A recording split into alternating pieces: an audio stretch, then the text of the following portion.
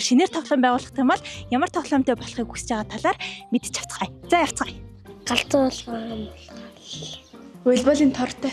Нөгөө волейболын нөгөө талбай. Бүрийн нөгөө юу? Гусуур. Сонирхолтой гой дуугч тоглодог юм руу тавих байсан. Эсэрдэг юм л тавиарай. Жамбо. Дуунд зам. Паркийн үүдний ярилцаа гэдэг Мангасан ам гэдэг нэг өндөр голсоор байдаг.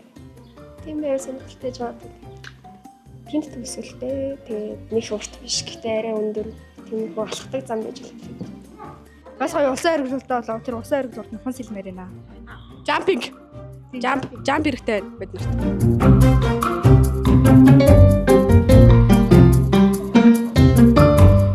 Эдгээр хүүхдүүдийн мөрөөдлийн тоглоомын талбай бүтээх хичээл та бүхэнд бий. Тиймээс та бүхэн судалгаанд идэвхтэй хамрагдаарай.